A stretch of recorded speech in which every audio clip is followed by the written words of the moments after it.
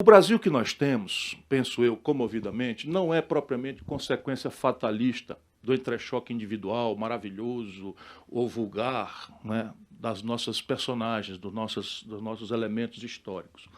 O Brasil é isso, macunaimicamente, o Brasil é um lugar de personagens e coisas muito fascinantes, coisas muito chocantes, mas tudo no nosso país acontece dentro de uma moldura muito constrangedora que vai tomando ciclos. Então eu vou, sem querer cansá-los, muito mais do que já vou fazer, eu vou rapidamente passar alguns ciclos para a gente saber que esse Brasil que nós temos hoje é consequência de um punhado de coisas contemporâneas, mas que encontra também constrangimentos atávicos no nosso fundar. Por exemplo, a Luísa reclamou aqui que parece que no Brasil é um errado a gente ter dinheiro e tal. Isso é um legado da moral católica. A moral luterana diz que o lucro é um dom de Deus e os portugueses nos trouxeram o legado da moral católica, para quem é mais fácil um camelo passar no fundo de uma agulha do que um rico ganhar o reino dos céus, né? Isso está entranhado em tudo do nosso viver. Quer ver? Financiamento de campanhas. Hoje, o prevalente no Brasil é uma grande farsa, uma grande hipocrisia, constrangida por um moralismo que nos contaminou praticamente a todos, chocados pelo escândalo novelizado da ladroeira, da corrupção vulgar e impune, e nós partimos para a ideia de abolir a ideia de que existe poder econômico, ao invés de partir para a tentativa quase vã, porém que deve ser tentada, de afirmar a existência do poder econômico e estabelecer sobre ele a luz da transparência e dos controles sociais possíveis. O Brasil que nós temos hoje é consequência de um punhado de coisas contemporâneas, mas tem a ver com o nosso legado. Este país, quando começou, a terra não era um fator de produção, como ainda hoje não é. Não se mata por fator de produção, mata-se por símbolo de poder, por status. Nós fomos retalhados em capitanias hereditárias, atribuídas a uma persona nobre, ou rica, ou influente no reino português, e de lá se repartiram essas capitanias em sesmarias, datas e tal. Se você for no cartório de imóveis de São Paulo, ainda está a memória disso. Por isso que se mata no Pontal do Paranapanema, por terra do nosso país. Sabe essa história de cidadão de bem? É um legado disso. Sabe o que era? Só tinha direito a voto no Brasil, até ontem, 1930, quem possuísse propriedades e não fosse fêmea. Só podia votar até ontem, dia 1930. Essa universidade aqui não é produto do imperador, não. Essa universidade aqui é produto da derrota militar de São Paulo no vagido da modernização brasileira em 30. E aí vem a fundação da USP. Claro que o Largo de São Francisco antecede. Estou só dizendo que essa universidade, não a escola aqui, o que não lhe tira o extraordinário brilho e a extraordinária importância para o país. Mas só que tudo que nós vemos hoje tem raízes ali, né, fortíssimas. A escravidão não foi um pecadilho. A escravidão no Brasil foi uma chaga que ainda hoje explica por que culturalmente o brasileiro não tem respeito pelo trabalho como um valor em si. Eu estou falando assim, se eu, cearense, de classe média, filho de funcionário público, mandasse a minha filha varrer a calçada em Fortaleza, na casa onde morava, ela provavelmente ia botar um véu, ia me obedecer, mas ia botar um véu com vergonha. Fomos para os Estados Unidos, um período na Universidade de Harvard, e ela achava absolutamente legal, massa, sal, né, ganhar um tostão da vizinha para varrer a calçada lá, varrer as folhas e tal. Porque ali há um legado em que, apesar da chaga da escravidão também estar lá, mas abolida com um século de antecedência no Brasil, e por isso foram à guerra e celebraram sua paz institucional no sangue de milhares de americanos, né? O Brasil foi o último país do mundo a abolir a escravidão. Foi o último do mundo, né? E ainda mais por constrangimento inglês, né? Porque começava a haver competição ilegal ou competição impossível de ser praticada. Começa no Paraguai, onde nós fomos a uma guerra vexaminosa. Enfim, só não vou ser muito catártico hoje não aqui, mas as nossas fundações são meio escrotas. Por outro Por outro lado, nós temos algumas virtudes. Por exemplo, essa ideia sincrética. Né? A ideia sincrética é uma distinção relevante. Os espanhóis foram ao genocídio. Cortés enganou o rei Atahualpa e mandou bala mesmo, naquela época já tinha pólvora. Os portugueses comeram as índias. Né? Criamos uma raça mestiça, cabocla. Isto é maravilhoso, isso é um potencial extraordinário. Isso vai, talvez único, como melting pot, sob o ponto de vista demográfico, não há rival. Não há rival. Né? Diferente, por exemplo, da Europa, que está com esse drama terrível de imigração, depois do ciclo de descolonização, do período negro, que não se pode esquecer também. Entre nós, a coisa é diferente. Né? Agora nós temos o fenômeno sírio, né? A humanidade inteira fechando os olhos para essa coisa absolutamente abominável, em que milhares de pessoas, por países desestabilizados numa luta por petróleo, embarcam em boia de como é que chama? Uma boia de... Antigamente era negócio de pneu, de câmara de ar, pronto. E morrem na foto daquela criança que mexeu com a minha vida para o resto da vida. Né? Aqui também você tem essa coisa do sincretismo religioso, fruto da miscigenação, em que você celebra, né? Um sincretismo em que Iemanjá é Nossa Senhora de tal e coisas que tal, e nós vamos estar atravessando aí.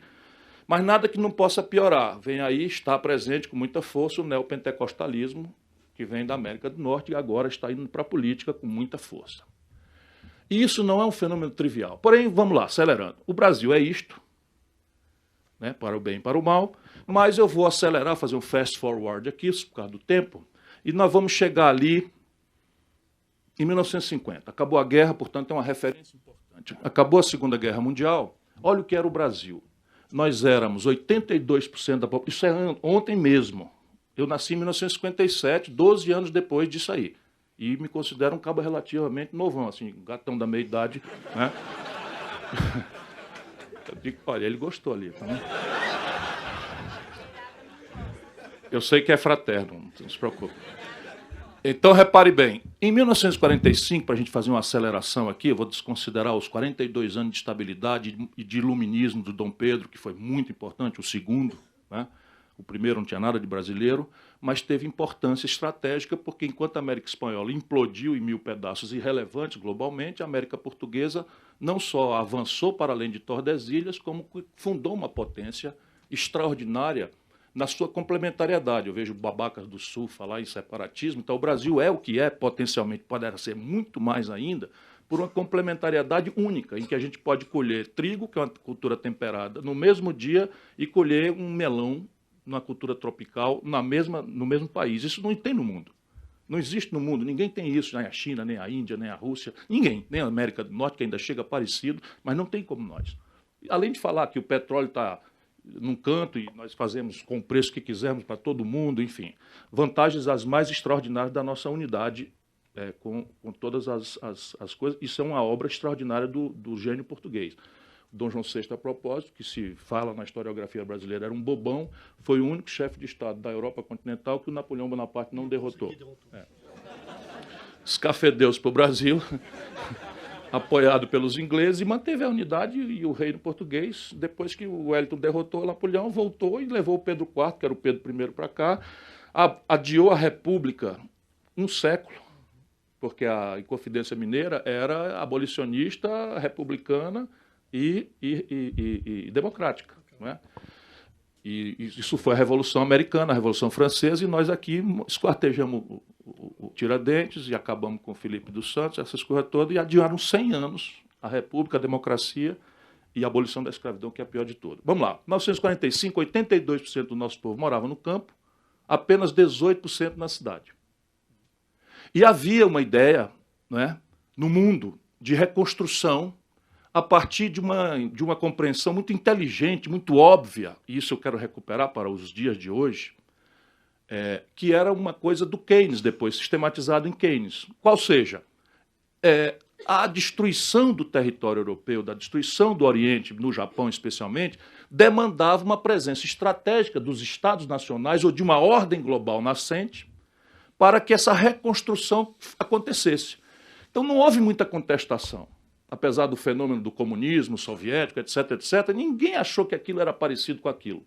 Simplesmente o plano Marshall na Europa, o general MacArthur no Japão, etc., etc., foram para lá com bilhões de dólares norte-americanos, da nova potência emergente, que ganhou a hegemonia tecnológica, financeira, fundou Bretton Woods, fundou o Banco Mundial, fundou o Fundo Monetário, e passou a ter a moeda termo de referência de valor, reserva de valor do planeta todo. Essas são as consequências que até hoje estão presentes, não nos iludamos. Pois bem, entre nós, o sistema nascente das Nações Unidas sistematizou uma ideia. Por isso que eu tenho muita irritação quando eu vejo as pessoas dizerem assim, se livre das ideologias e tal.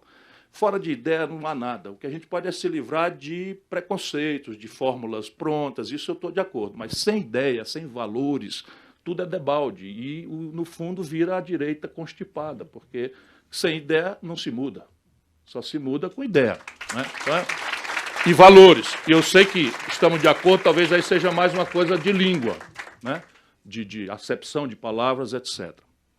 Mas repare bem, surgiu ali, inspirado por este encontro de dinheiro público com tarefas promocionais do desenvolvimento privado, com institucionalidade absolutamente nova, né?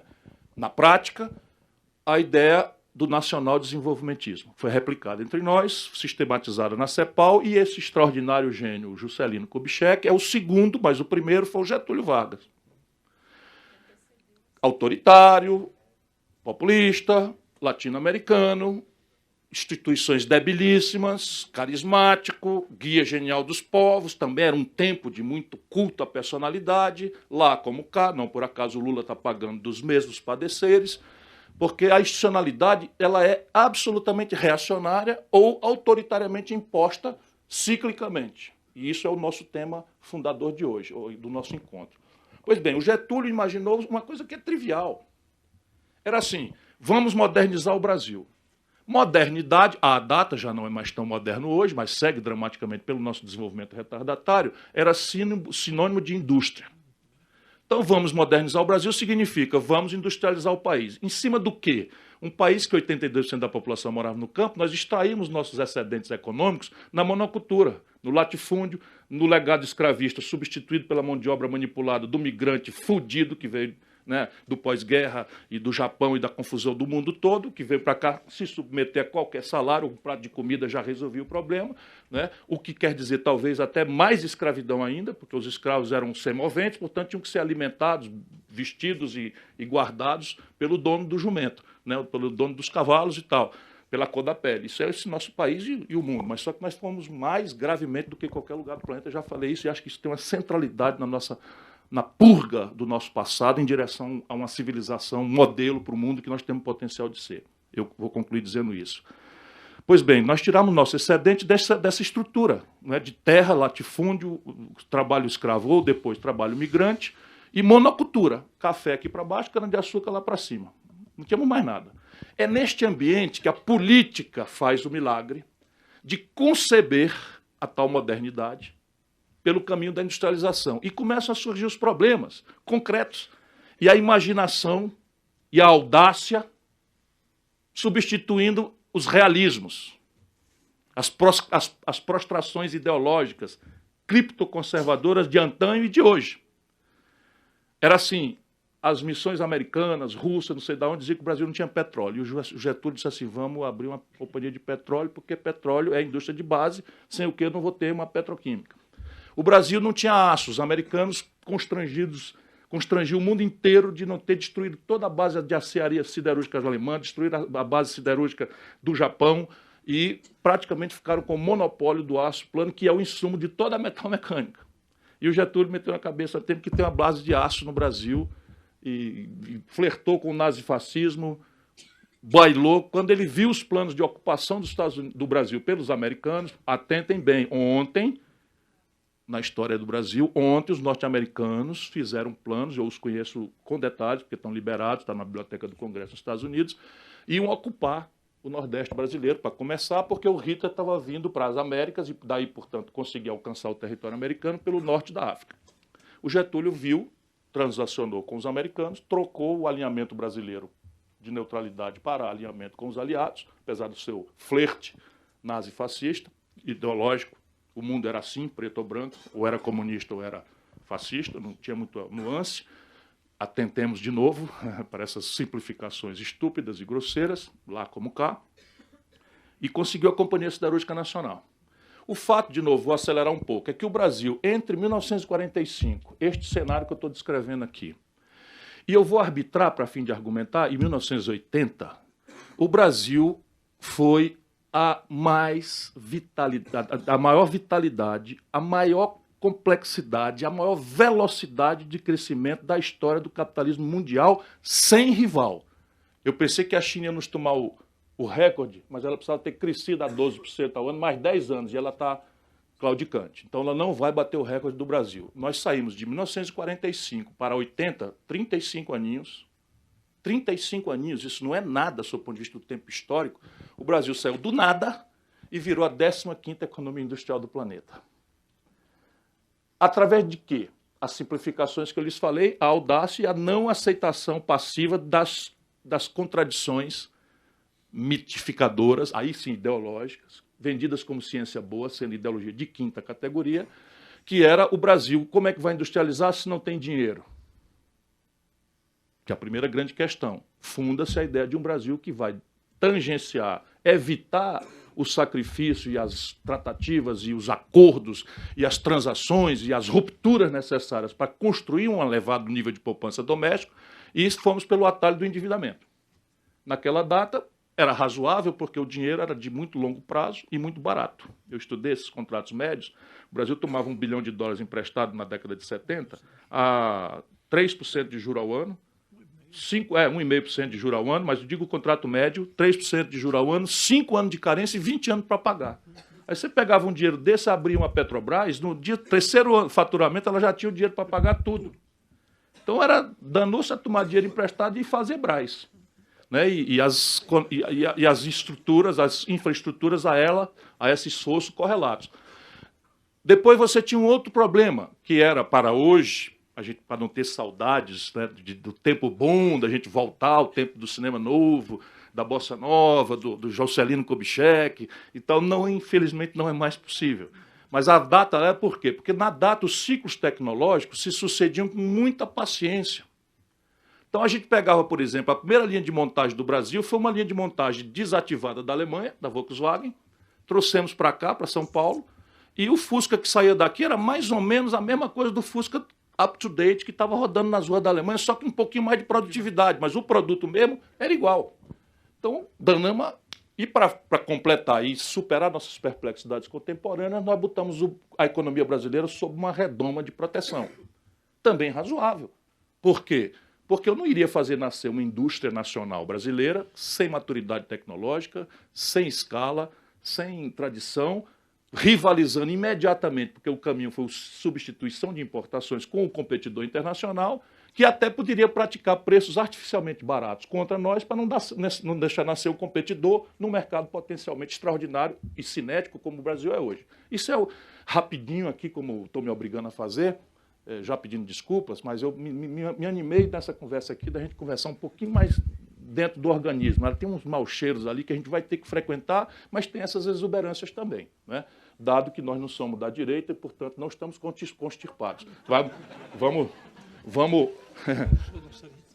O quê? O sanitário está aí atrás, se precisarmos, Então, repare bem, este modelo nacional desenvolvimentista produziu, por um lado, a 15ª economia industrial do mundo. Isso é uma façanha que mostra que nós não temos defeito genético como nação.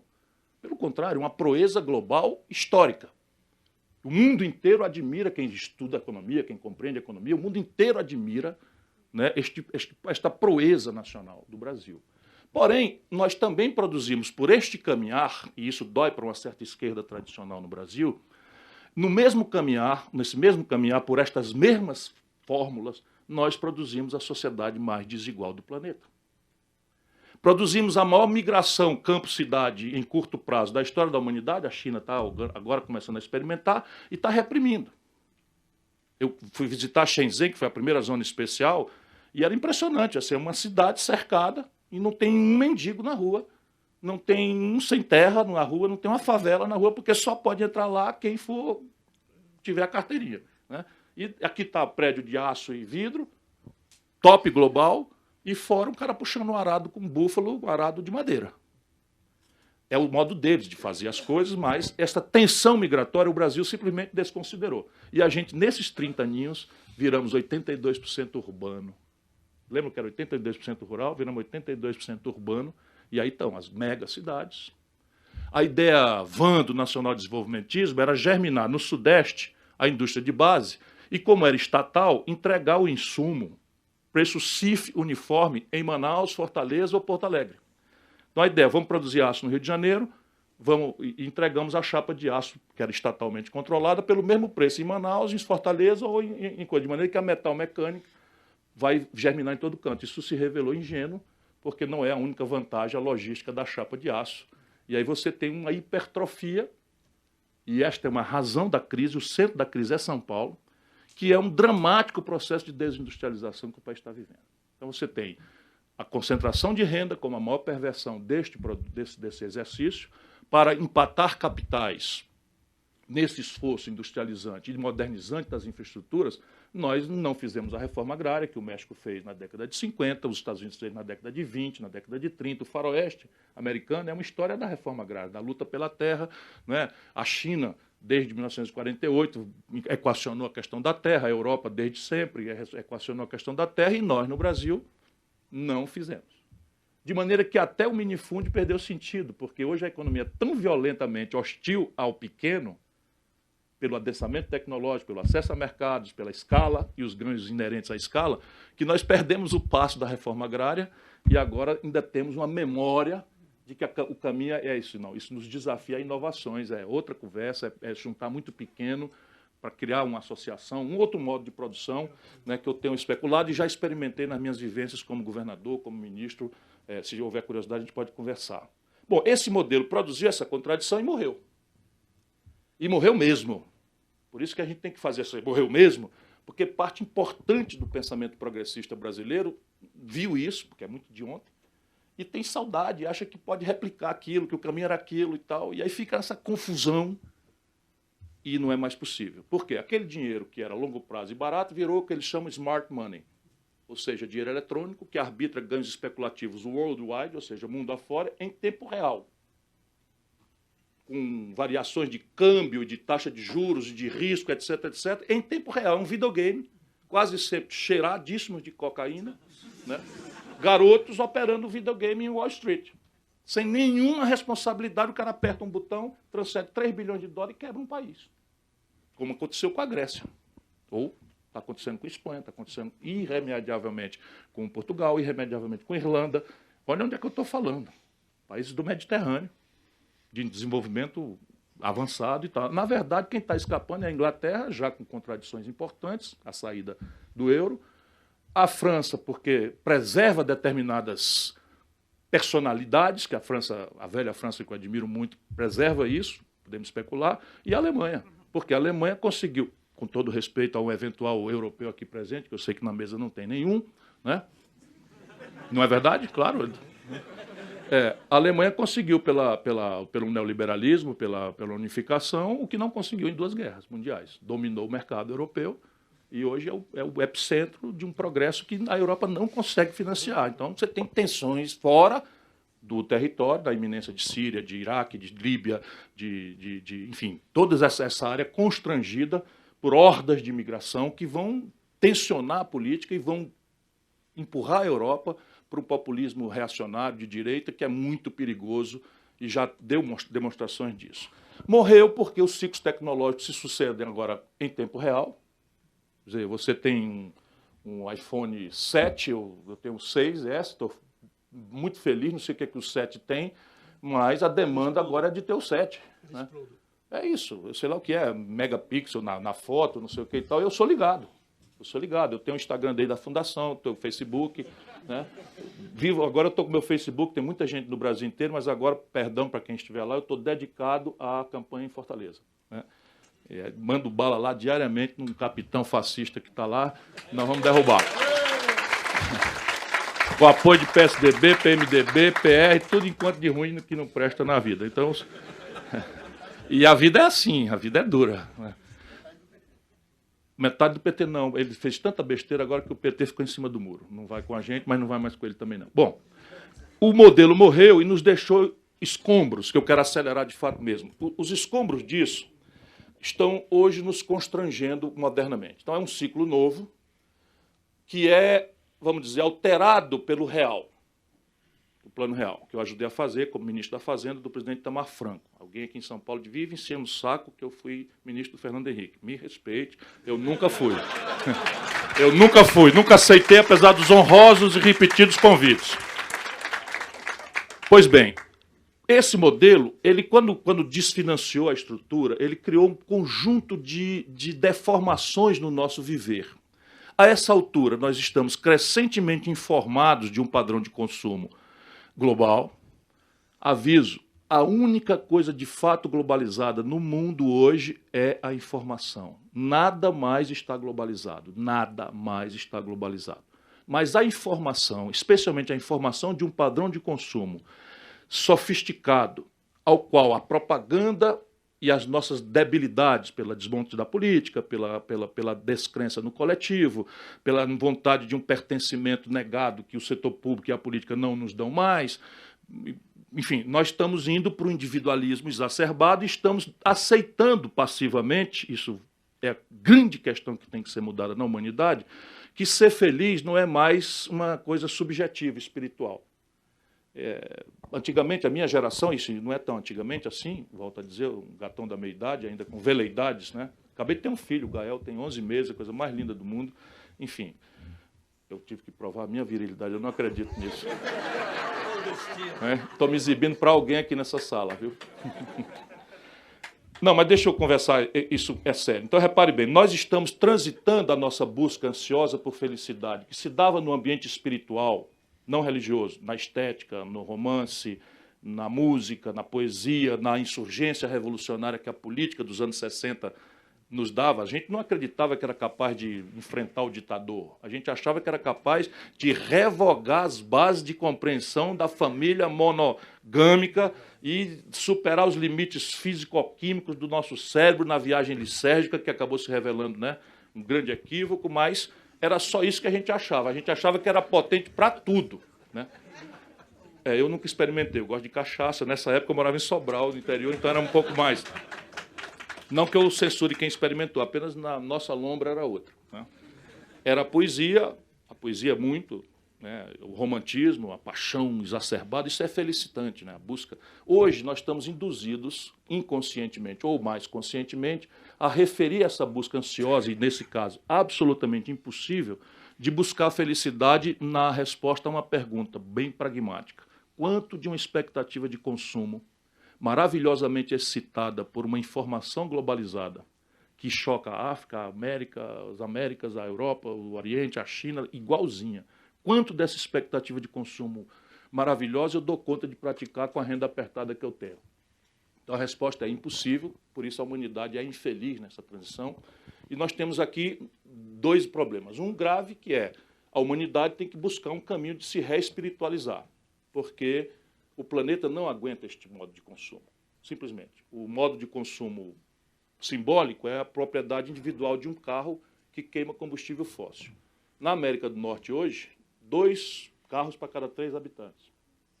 Se a China replicar este mesmo padrão, e ela está caminhando nessa direção, na América você tem 200 milhões de carros, a China vai para 850, 900 milhões de carros, e o planeta morre neste passo. Então, evidentemente, que antes do suicídio coletivo, nós começamos a...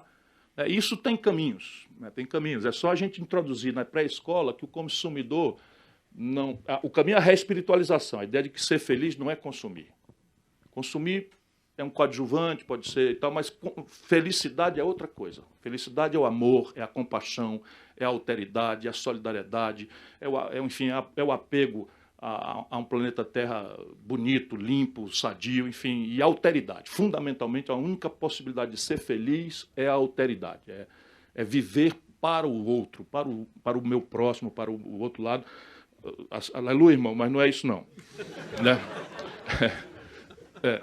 Até porque o Aleluia, irmão, promete isso no outro mundo e eu quero aqui, agora, né? Mas, por enquanto, nós temos um problema que é o que nos traz ao momento contemporâneo.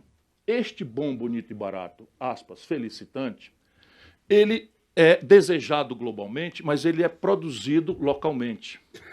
E entre nós brasileiros, nós não temos a ambiência econômica para produzir, por média, este bom, bonito e barato.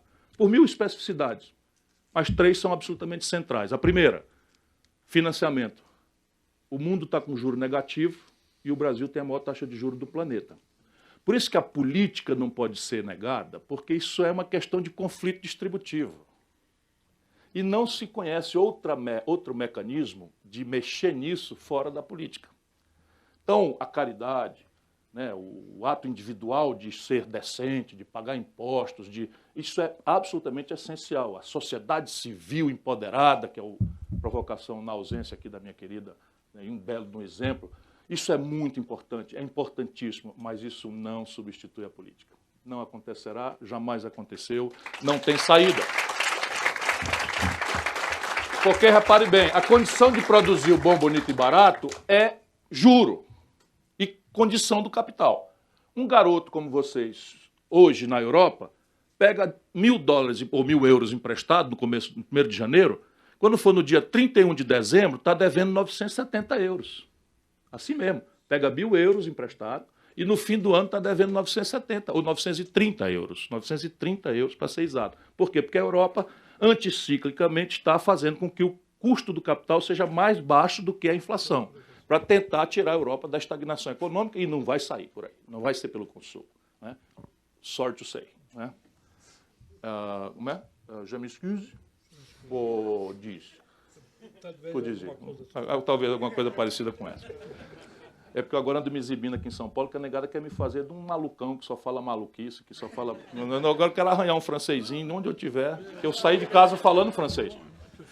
É razoável. Né? Não pratico há muitos anos mais. Inglês é bastante mais razoável, porque tive um período fora lá. Enfim, o que não quer dizer que o cara não pode dizer um palavrão ou um desatino em francês, né? Enfim, estou brincando aqui.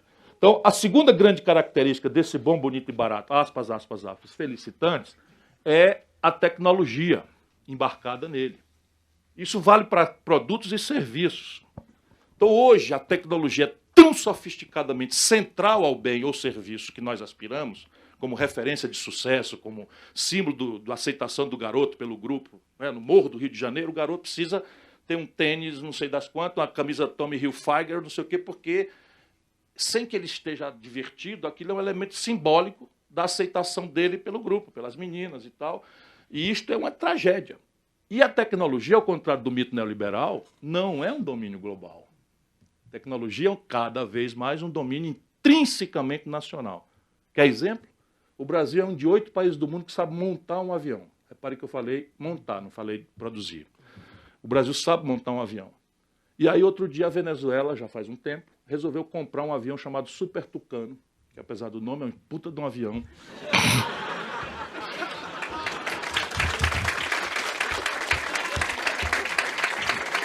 É um belo de um avião de treinamento militar e até, enfim, se envolve em operações reais. E o Chaves viu esse avião atuando numa escaramuça entre a Colômbia e o Peru, como se houvesse alguma razão que justificasse o Peru e a Colômbia irem à guerra. Né? Falando aqui como bolivariano, essa palavra foi muito corrompida, mas eu sonho com a América Unida aí, não com essas maluquices populistas, não. O Chaves encomendou 8 Super Tucanos da Embraer. E a Embraer subiu 30% as ações, contratou 600 garotos ali do ITA, do CTA, não sei o que e tal, e saiu uma notinha no Wall Street Journal, anunciando que a Venezuela estava comprando 8 Super Tucanos brasileiros. No dia seguinte, a empresa, não foi o governo americano, a empresa, alegando uma letrinha miudinha que tem lá no contrato, embargou a venda. Porque estava escrito lá que a empresa, que é grande fornecedora das Forças Armadas Americanas, tira 99,4% do seu faturamento com as encomendas militares da OTAN e dos Estados Unidos e bota lá para servir, imaginando o que é que o governo gostaria de... É um contrato. Eu me reservo o direito de te vender essa componente de aviônica, com o qual, repito sempre para brincar, o avião voa, sem o qual o avião serve para amarrar jumento ou pendurar paletó, mais nada. E aí o Brasil perdeu a encomenda. Eu estou dando esse exemplo porque é muito prático, muito real. muito real. Então, o domínio tecnológico de ponta é cada vez mais... Eu não estou falando em avião militar, eu estou falando em meio de diagnóstico médico, eu estou falando em química fina, estou falando em novos materiais, estou falando em supercondutores, estou falando em semicondutores, estou falando em robótica, estou falando em tecnologia, em mecatrônica, biotecnologia, mecatrônica, engenharia genética, que é o que interessa. E este é um domínio absolutamente nacional, ao contrário do mito neoliberal, do laissez-faire, do livre mercado, etc. E, por terceiro, acordemos, meus irmãos, meus compatriotas, porque isto já é um fato das vanguardas produtivas globais, mas a China vai fazer a planeta Terra tremer muito mais gravemente. E antes do planeta Terra tremer, ele vai destruir países que tenham similitude competitiva com eles. Leia-se, Brasil. Por que escala? Você pega o seguinte, a agenda Fiesp. Se você olhar a agenda desses idiotas, né, especialmente este idiota que está lá na presidência, a agenda é assim: a crítica ao custo do trabalho, a crítica aos encargos previdenciários, a crítica às questões da tributação, e como se isso fossem as travas da dificuldade competitiva brasileira, que é real. Pois bem, eu peguei um exemplo prático. Vocês desculpem o meu jeito de falar, mas a gente precisa tirar essas máscaras. Essas conveniências estão matando o Brasil. Estão matando o Brasil. Eu peguei um exemplo. Você pega uma fábrica de jeans na China, ela produz 1 bilhão de unidades por mês. 1 bilhão de unidades por mês. E aí ela vende, o custo de produção de um produto feito a 1 bilhão, a quantidade, vai lá para o chão, porque é o pano que eles compram, tal quantidade, que é o preço mais barato do mundo. Os custos fixos são relativizados a centavos e tal. E no output, ou seja, na venda, ele pode reduzir o preço da calça, o lucro na calça, por uma fração de centavo. Não precisa ser 1 centavo, não. Meio centavo remunera, porque 1 bilhão de meio centavos, né, por mês já dá uma lucratividade. Ou seja, esta camisa, esta calça, chega na Sulanca de Caruaru, onde a agenda Fiesp já se pratica, porque é um cluster, ou seja, um arranjo produtivo local, que o governo de Pernambuco fechou os olhos. Então lá não tem cargo previdenciário, não tem relação trabalhista, não tem custo do trabalho, não tem imposto, não tem INSS, não tem fiscalização do IBAMA, não tem absolutamente nada, e a calça da China, produzida nesta condição, lembre-se de tecnologia e lembre-se de financiamento barato, chega mais barato do que custa produzir a mesma calça na Sulanca de Caruaru. Por que eu dou essa pinicada nos empresários? Porque o Brasil é tão intoxicado ideologicamente que eles replicam a ideologia que os está destruindo. Sabe o Paulo Scaff, que eu não falei o nome ainda, vou falar? É um ex-industrial, falido. Não tem mais indústria. Sabe por quê? Porque era da indústria de confecção. Olha o que eu estou falando. Ele é um ex-indústria. Esse país é inacreditável. Um cara falido é o presidente da Federação das Indústrias do maior estado industrial do Brasil. Vamos ao segundo. Vamos ao segundo. Ao Rio de Janeiro, meu amigo Eduardo Eugênio Gouveia Vieira, um ex-indústria, falido. Vamos à Confederação Nacional da Indústria, meu amigo Robson de Tal, mineiro, falido. É inacreditável isso. Que aí você não tem interlocução e eles estão quebrando. O Brasil está se desindustrializando de forma acelerada e eles replicando a ideologia estúpida que os está destruindo. Que é o pior problema do dominado, é esse. É ficar, sabe, simiescamente replicando a ideia que a cabeça dele pensante não consegue industrializar e processar dos outros, mesmo que seja hostil a ele próprio. E bota a culpa no Estado, porque cobra salário. Consta que a Alemanha não está tendo problema por causa de salário. Né? Não consta que o Japão tenha problemas previdenciários, ou tenha problema de competitividade global por questões previdenciárias. Né? Francamente. E eles não entendem que salário é custo, sob o ponto de vista microeconômico. Mas, sob o ponto de vista macroeconômico, por que a China tem uma escala de 1 bilhão? Porque ela tem um esforço de qualificar a renda e fazer o seu mercado doméstico, criar ambiente para ter escala. E daí ela tem uma plataforma global, porque ela começa a ocupar o seu mercado doméstico. Bom, este modelo faliu. E aí nós tínhamos um problema. E eu vou terminar, porque eu acho que eu já me apaixonei pelo auditório. É, tá. Então eu vou falar só mais 1h30, tá?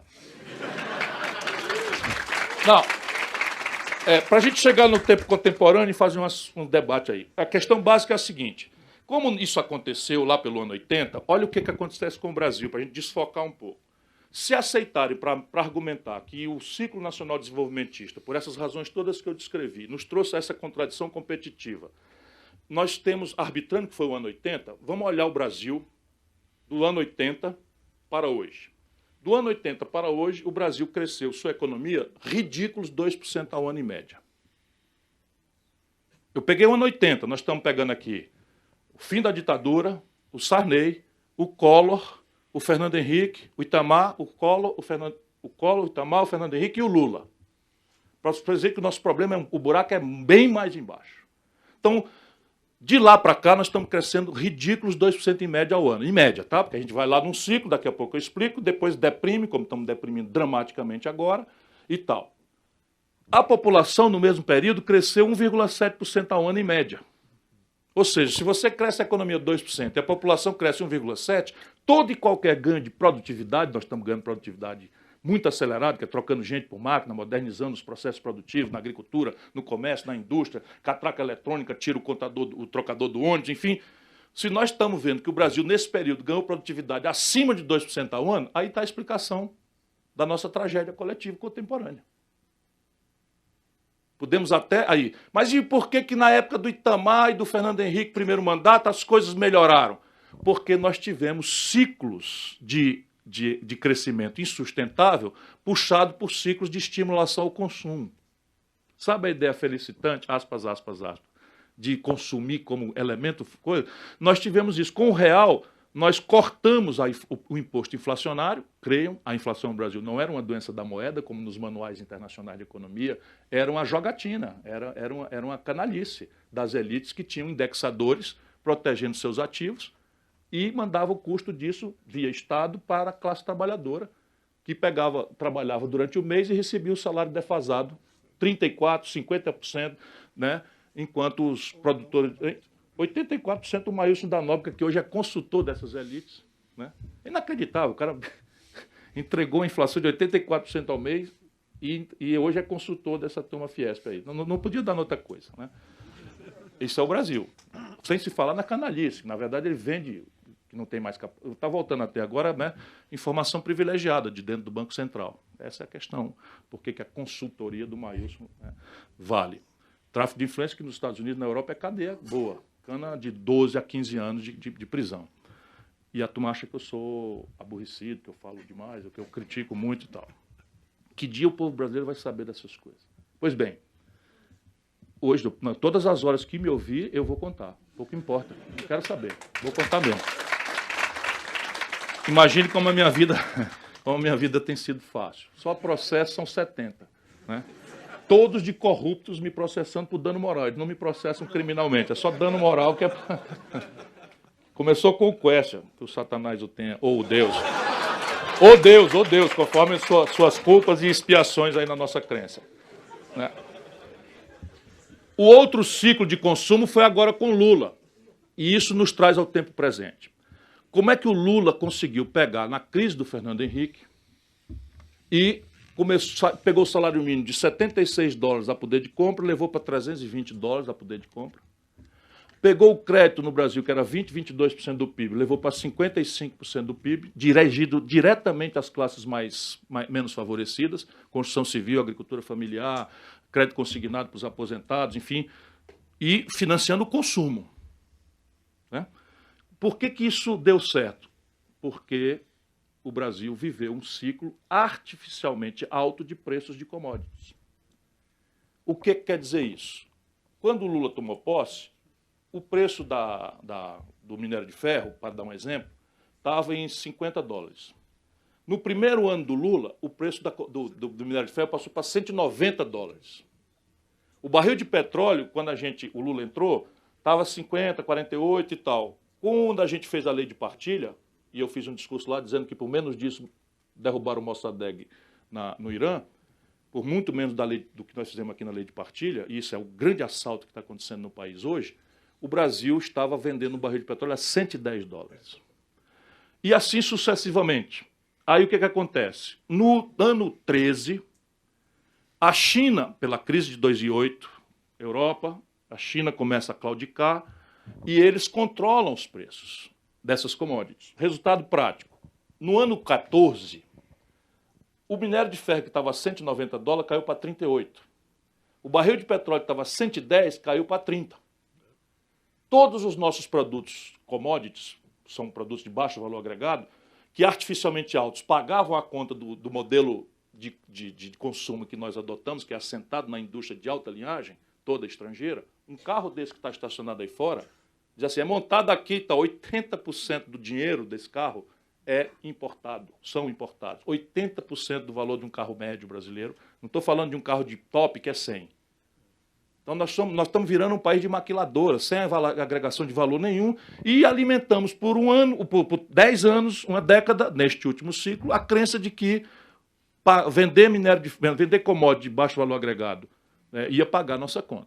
A Dilma fez uma opção por não politizar o assunto. Enganou o povo e começou a fazer, com a desorientação do Guido Mantega, a ideia de fazer renúncia fiscal para estimular o consumo. O consumo caindo e a gente fazendo renúncia fiscal para estimular um consumo que não aconteceria. Resultado, tudo esse montante de dinheiro foram 84 bilhões de reais. Eu não perdoo. 84 bilhões de reais de renúncia fiscal no ano 2014. Todos remessa de lucros aos estrangeiros. Tudo remessa de lucro ao estrangeiro. Não ficou um centavo no Brasil. Resultado prático, quebramos. Né? E como hoje em dia não é mais como se quebrava no passado. Como é que a gente quebra? A transmissão desse fenômeno externo, da conta externa, vem para dentro pela desvalorização da nossa moeda. Porque funciona no mercado de câmbio igual funciona com o mercado de banana. Se você tiver pouca banana e uma necessidade muito grande de banana, e muita gente querendo e podendo comprar banana, o preço da banana sobe.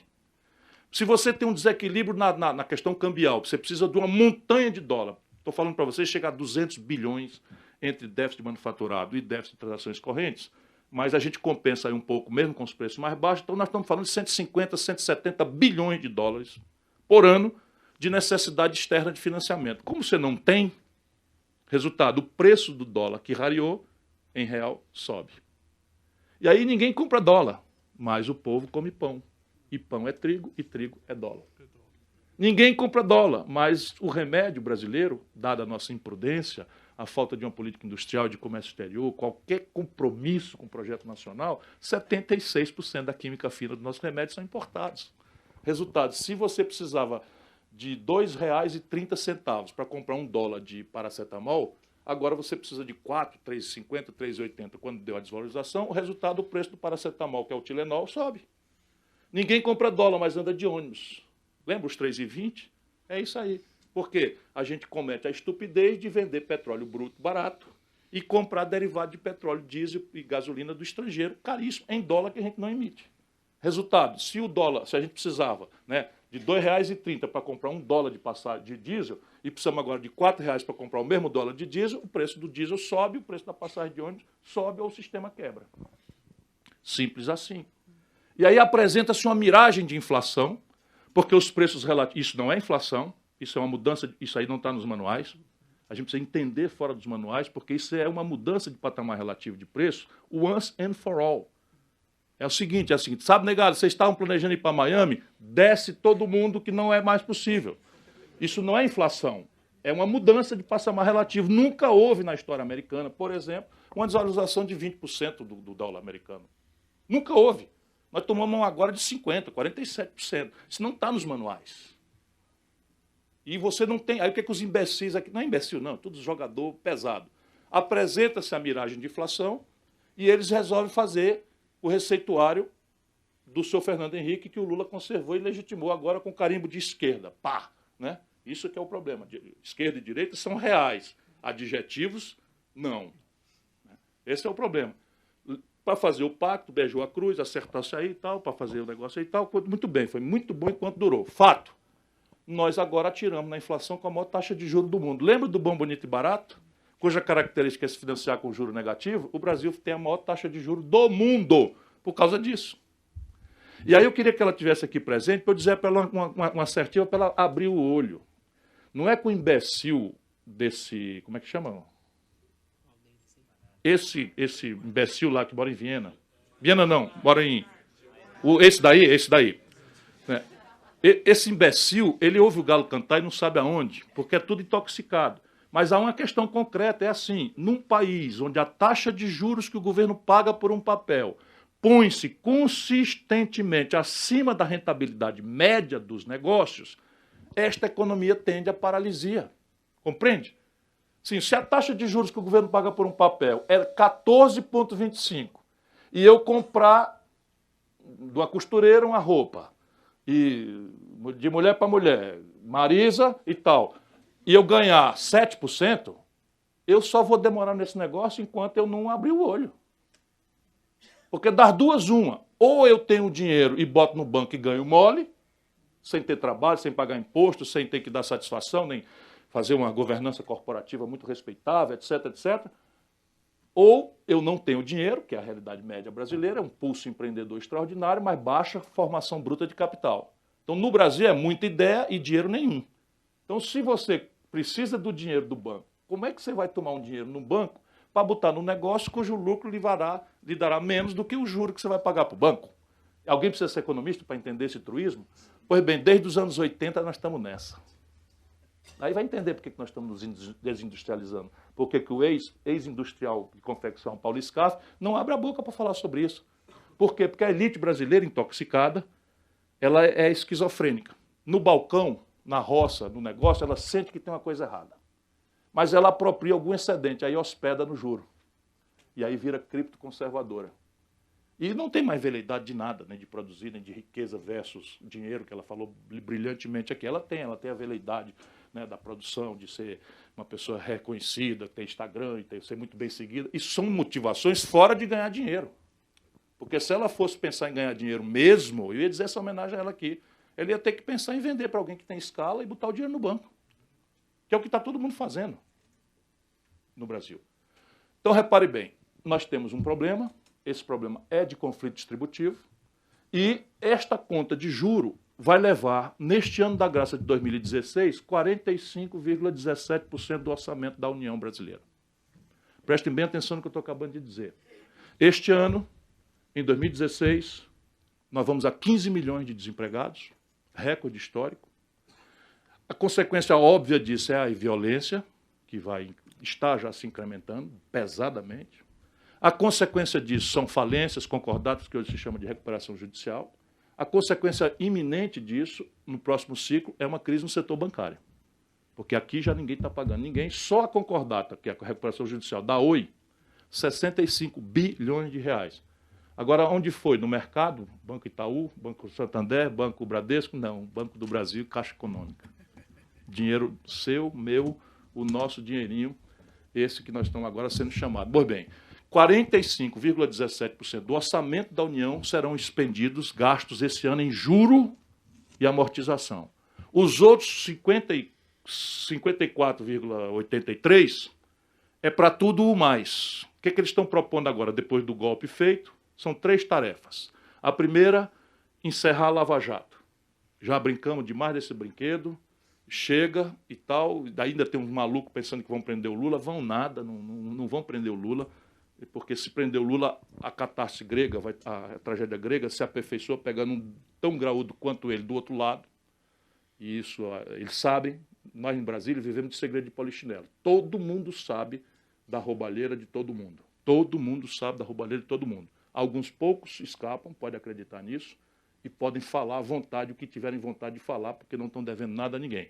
Mas, mesmo lá em Brasília, de lado a lado, PT, o maior defeito do PT é imitar o PSDB nas piores práticas, acreditando que, repetindo o crime do adversário, ficaria impune. Só que o adversário é sócio da Globo, é sócio da Veja, é sócio da... e ele não.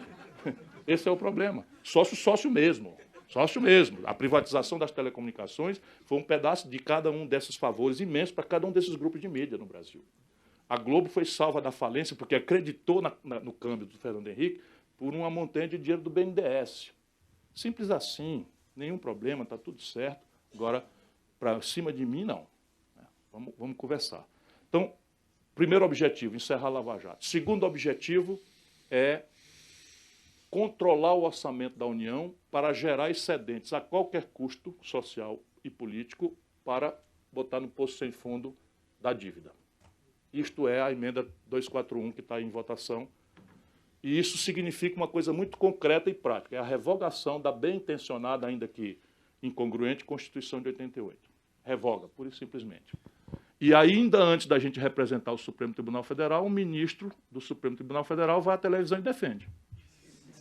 Seu colega jurista Gilmar Mendes. Eu estou ferrado. Né? Mas não é possível, rapaz. Isso vai ter 1 milhão de ações. E o Supremo vai ter que examinar, porque, na minha opinião, de ex-professor de Direito Constitucional, não sabiam? Também. Fui monitor do Paulo Bonavides, que é um grande constitucionalista, respeitado mundialmente e tal. Pois bem, na minha opinião, essa emenda é inconstitucional.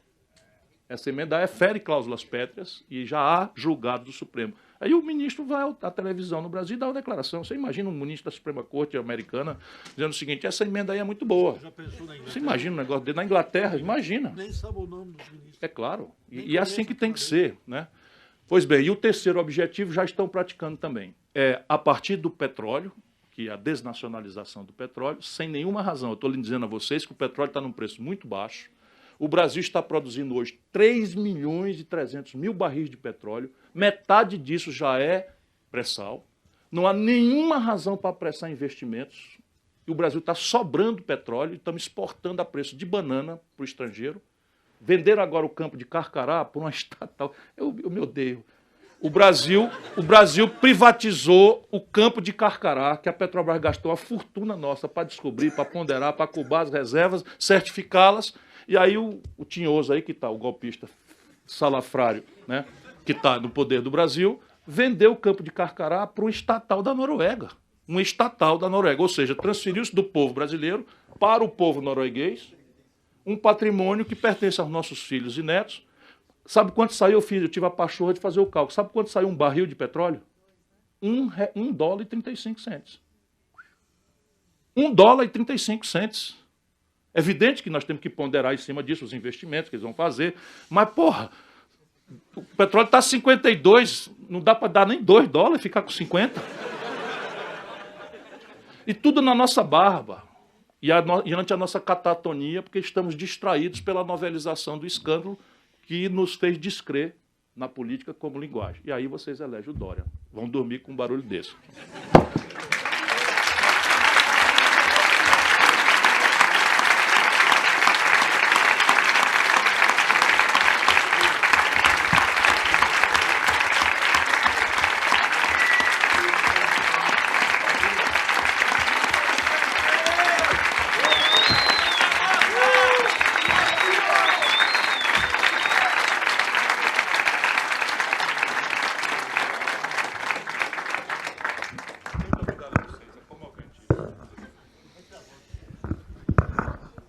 Muito obrigado, Ciro, por essa aplicação prática, por essa aula, acabo de ouvir aqui, sobre o que um político tem que fazer aqui no nosso país, que é se jogar para entender os nossos problemas e propor soluções e assumir riscos. E o que você fez aqui é uma lição para todos nós. Eu te agradeço muito, porque você ensinou nossos alunos aqui. Então você foi nosso professor de fato. Muito obrigado mesmo.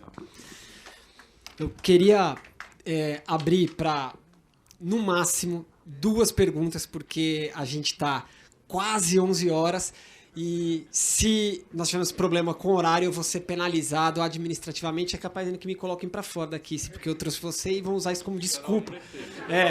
Entendeu? Então, assim, ó, tem uma lá que foi a primeira, outra aqui, aí eu vou ter que encerrar, tá ok? Eu peço desculpas, mas vamos fazer o seguinte.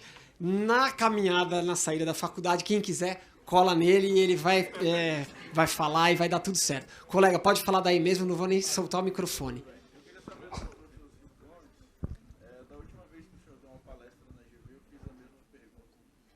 Sobre o desenvolvimento da indústria nacional e a importância de uma infraestrutura brasileira. Hoje a gente tem déficit de infraestrutura e um agricultor que vende soja, pequeno ou grande, os custos de transação que ele tem no desgaste da soja ele embutido no preço e o preço estoura. É um problema microeconômico. O que o senhor, como político, pretende fazer para desenvolver a indústria nacional a partir da infraestrutura? Marco Braga. Para mim, na linha da pergunta do colega, o diagnóstico da realidade está claro, eu acompanho os discursos do senhor, isso também nos comove, o que é motivo de risos aqui, nervosos, deveria ser motivo de choro, porque é o nosso patrimônio que está indo embora. Mas eu queria te fazer outra pergunta, para a gente falar mais de sonho. Esse diagnóstico está claro, mas para sair disso, a gente precisa de um guia ou de uma meta. Se você for fazer um comparativo histórico com aqueles 60 anos atrás, o Getúlio tinha metido uma bala no peito 2 anos antes da gente eleger o Juscelino com um plano de metas, e a gente esquece desse período. Eu converso muito com o professor Alessandro disso. Por que, de certa forma, esse nacional desenvolvimentismo conseguiu ter um diagnóstico de realidade tão claro para saber onde ele estava no lugar da história e se propor a alcançar os melhores sonhos que se tinham daquilo? Agora a gente está vivendo um momento muito parecido. Então, feito esse diagnóstico, eu queria te ouvir mais falar desse o sonho do Brasil que você tem no seu peito, para a gente poder compartilhar um pouco disso. As duas perguntas rigorosamente se complementam e são muito inteligentes e indicam a chave da questão. Eu estou propondo, onde há ambiente para isso, que o Brasil precisa celebrar um projeto nacional de desenvolvimento. São coisas que estão muito machucadas, a própria etimologia, as próprias palavras, porque a perversão neoliberal precisa destruir a linguagem da democracia para poder enfraquecer o Estado e desmontá-lo, e entregar ao mercado e ao laissez-faire o entrechoque das coisas. Esta exuberância ideológica está superada a partir de 2008.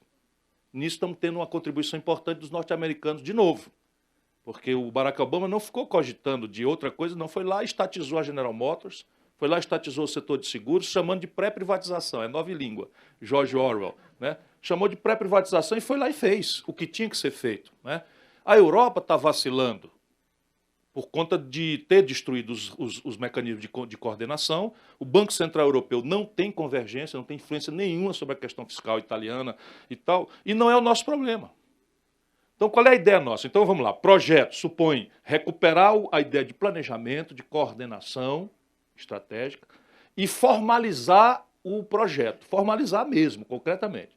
Nacional. Dado tudo que eu falei aqui, eu estou falando de como sustentar o balanço de pagamentos do país. Eu não vou perder tempo com digressões nacionalistas, sabe? Não, eu sou ou por Marx ou por John Lennon, escolham aí quem quiser. Eu acho que a humanidade um dia vai se celebrar numa só, e livre de interdições e preconceitos e tal, com suas idas e vindas e tal, mas eu sonho com isso. Então eu não tenho essa veleidade xenófoba, nacionalista. O que eu tenho é o seguinte: a minha economia se financia em real.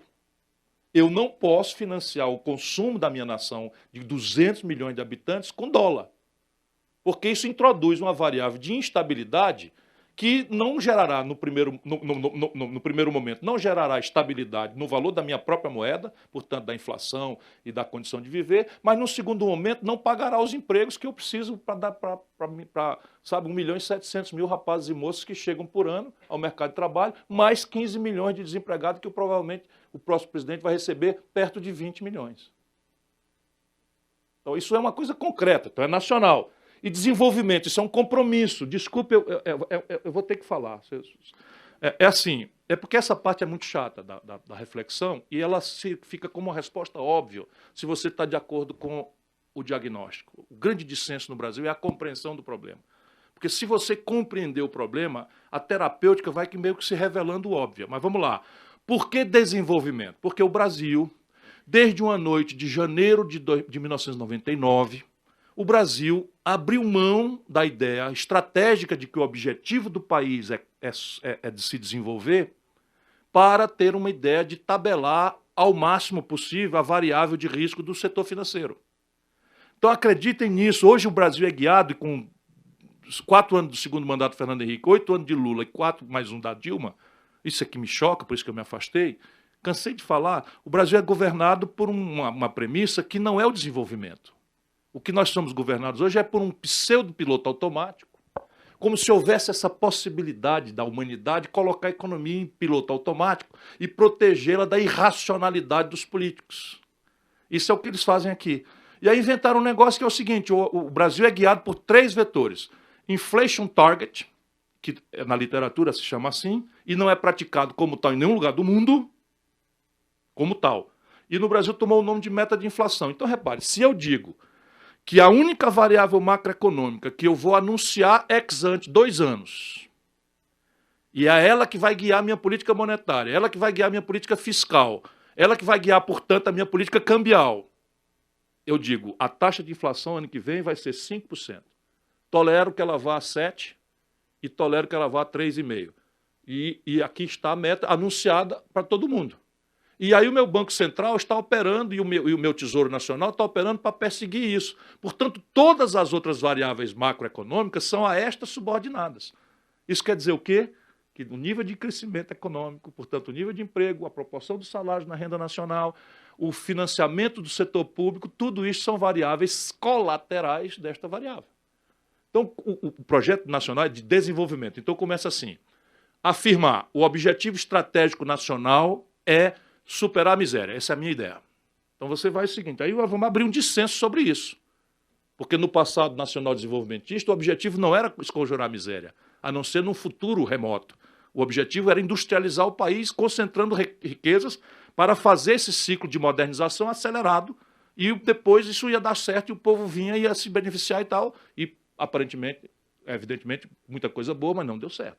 Então, nós vamos agora decidir. O objetivo estratégico nacional é superar a miséria. E aí, como é um projeto, ele vai dizer o seguinte, a miséria tem tal característica e a superação dela há de se ferir em 50 anos, 40, 30, 20, 10, e, portanto, dialeticamente, nós vamos começar a fazer com metas, prazos, avaliações, controles, etc., etc., nós vamos perseguir este objetivo. A tática é industrializar o Brasil.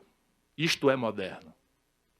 E aí, qual indústria? Aquela que nos iludiu no passado, que nós íamos produzir da agulha ao avião, passando pelo computador? Não, não é mais possível, lamento. Eu tenho a proposta para começar, mas o modelo é que importa mais do que por onde começar. Mas é suficiente para 20 anos.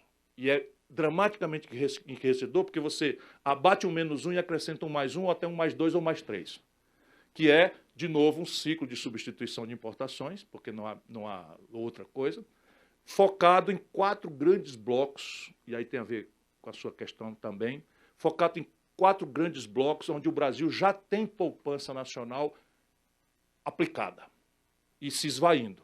Primeiro grande bloco, o complexo industrial do petróleo e gás. Por isso que é crime de lesa pátria você entregar o pré-sal, porque não tem sentido, nós temos petróleo suficiente para os nossos usos, podemos seguir exportando uma parte para mitigar nossos problemas de balanço de pagamento, mas não é por aí que vai ser, porque é muito pouco dinheiro. Mas o buraco na conta petróleo, meus compatriotas, é de 25 bilhões de dólares, nos 124 bilhões de desequilíbrio que o país tem com o estrangeiro.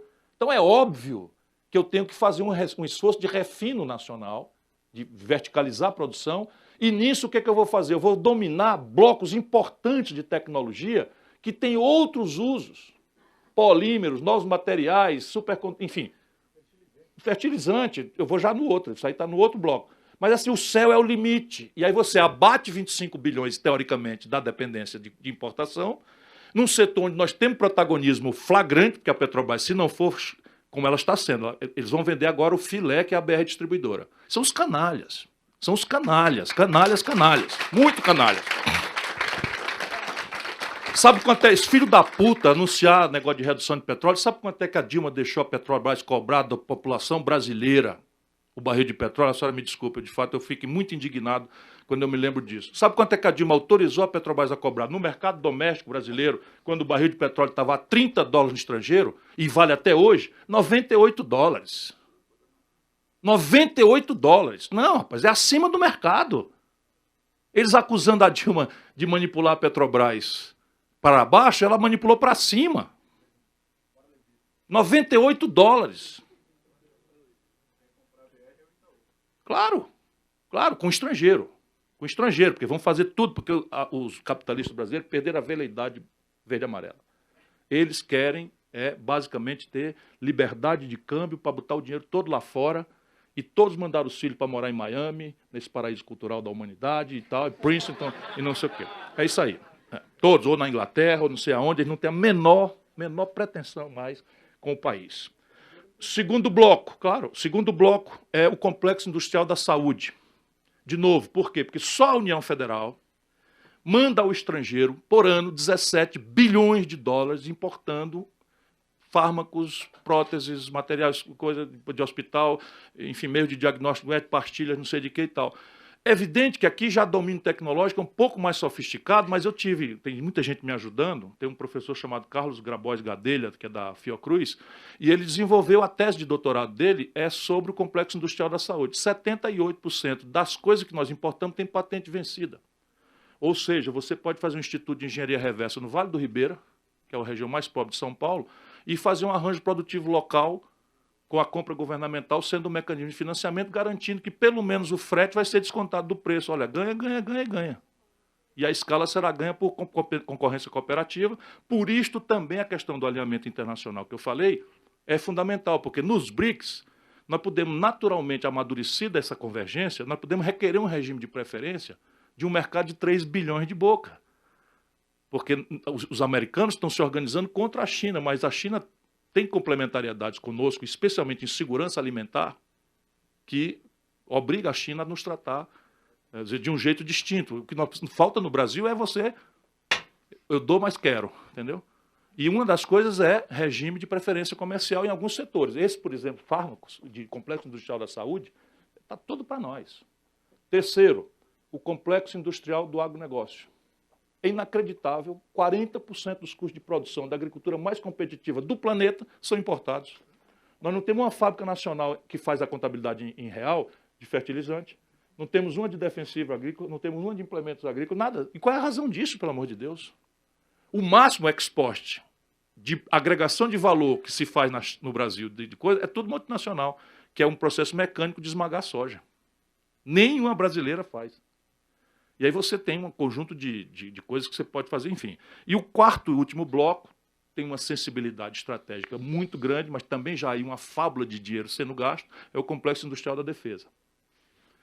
Aí repare, o Brasil processa suas informações e suas comunicações militares por intermédio de satélites norte-americanos. Satélite norte-americano, isso é inacreditável. E, de novo, os BRICS têm possibilidade de um regime de transferência tecnológica sensível, e ao você desenvolver aptidão para fazer um satélite, você desenvolve aptidões para 1000 usos de microeletrônica, de eletrônica, de foguete, enfim, combustível, tudo. E você germina perfis e cria mecanismos de financiamento, de venture capital, não sei o que e tal, para a garotada, as vocações, as aptidões brasileiras e tal, se explicitarem. Então, o navio brasileiro é guiado por GPS americano. Os europeus estão fazendo um sistema de GPS. A China está fazendo um sistema de GPS. De novo, para desenvolver um sistema de GPS que é trivial, você tem que haver com o domínio de tecnologia aeroespacial. E todas as consequências aí enriquecedoras disso. Mas o fato é que hoje, se um navio brasileiro sair de Niterói para a Amazônia e um americano desregular lá o GPS, nós vamos bater em Angola. Sai para a Amazônia e vai chegar em Angola. E isso é inacreditável para as pretensões que eu tenho. Eu não quero brigar com ninguém, não quero trocar o imperialismo chinês, o imperialismo americano pelo imperialismo chinês, mas eu quero trabalhar por uma ordem internacional, né, em que a gente tenha respeitabilidade e possa lutar pelos valores do Barão do Rio Branco. Né?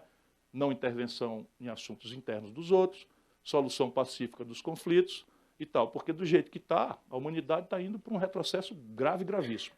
De onde vem o dinheiro para isso seria a pergunta derradeira. Tá? Eu falei em um. Falei, viu aí? O Mesóclise? Tá. Em tempos de tinhoso golpista, mesocliseio. O Brasil, como eu falei, está gastando 45% do seu orçamento com juros. Então, a pretensão minha é que nós, invertendo a lógica de que não haverá mais, senão o objetivo de crescer, a menor inflação será a melhor. Mas eu vou economizar reduzindo a taxa de juros consistentemente, até trazê-la a um patamar global. Pronto, acabei de ser satanizado para a eleição. Vou propor no projeto, não estou dizendo que você é presidente nem que você é candidato, mas vou propor no projeto uma mudança do sistema tributário. E a mudança do sistema tributário vai fazer uma proeza. Porque como a metade da economia brasileira está na informalidade, 50% da economia brasileira está na informalidade, se você fizer determinados movimentos que eu já fiz como governador e como prefeito, você pode aumentar, quer dizer, reduzir tributação sobre certos setores e aumentar a arrecadação. Porque você vai começar a ser melhor formalizar. Mas, de qualquer forma, eu vou ferir o debate sobre a progressividade do sistema tributário brasileiro contra a regressividade criminosa de hoje. A saber, concretamente, na primeira semana será proposta a revogação da inacreditável lei que o senhor Fernando Henrique fez, que revogou a tributação sobre lucros e dividendos. Todos os países da OCDE cobram sobre lucros e dividendos. Todos, menos a Lituânia e o Brasil. Eu prefiro o exemplo da velha França. Então, essa é uma primeira coisa. Lá se vão aí um bom par de dezenas de bilhão. Né? Heranças e doações. Também haverá uma progressividade. Nós estamos começando no Ceará já a fazer uma experiência nessa área e já incrementamos lá no Ceará a questão do causa-mortes, né, que é o Estado que cobra, mas a ideia é uma tributação federal. E um IVA nacional, né, que tende a substituir o conjunto de tributos sobre valor agregado que o Brasil hoje cobra, ordenando e organizando a baderna de IPI, ICMS, etc., e tal, guerra fiscal. Em qualquer circunstância, o Brasil precisa de 1,5% do PIB, 1,5% do PIB de dinheiro para fazer acontecer 100% das infraestruturas hoje planejadas, por exemplo, que eu conheço todas. BR-163, a 364, ao Pacífico, né, para atravessar para lá. Você tem a complementação da Norte-Sul até São Paulo, via Goiás, etc. Você tem a Ferronorte também, para fazer o eixo Paranaguá não ser mais carro, ser coisa. A Transnordestina lá em cima, com a FTL. A leste-oeste da Bahia. Enfim, nós precisamos de 1,5% do PIB por ano para resolver em 4 anos todos os projetos de infraestrutura que o país tem hoje. O que não quer dizer que não tenha muitos projetos por fazer, mas há dinheiro tranquilamente se você ferir o conflito distributivo.